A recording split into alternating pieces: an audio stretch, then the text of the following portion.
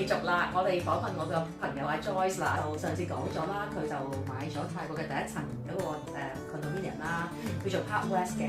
咁我就會問下佢啦，買嗰陣時係幾多錢啦嚇，同埋揾租客容唔容易啦，同埋嗰個有冇啲趣事啦。咁今集就等佢分享啦。租 Park West 嗰陣時容唔容易租得出啊？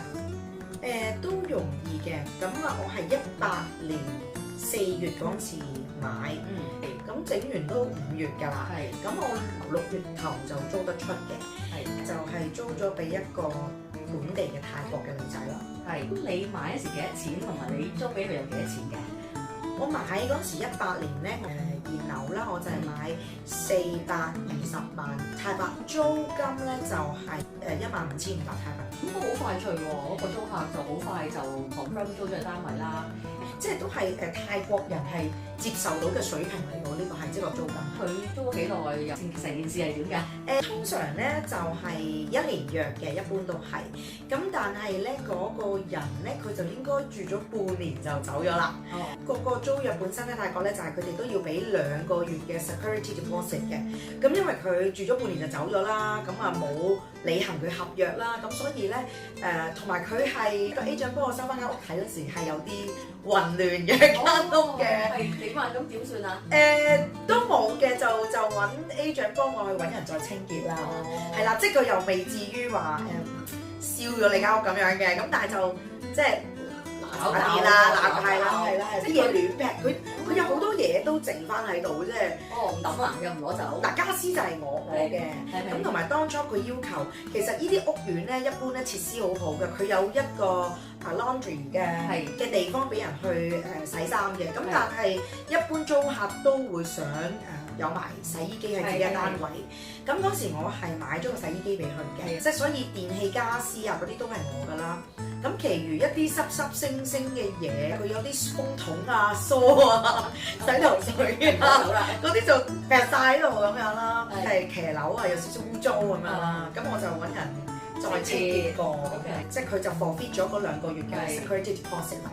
之後再租俾人啦，咁容唔容易揾租客咧？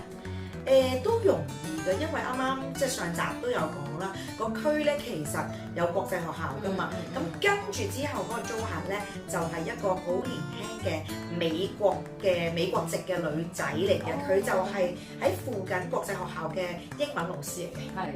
咁又點啊？順利嘛？即係成個租約順利嘅，佢本身都係喺個區住開㗎啦，咁啊想轉環境，咁啊睇中咗我個單位啦。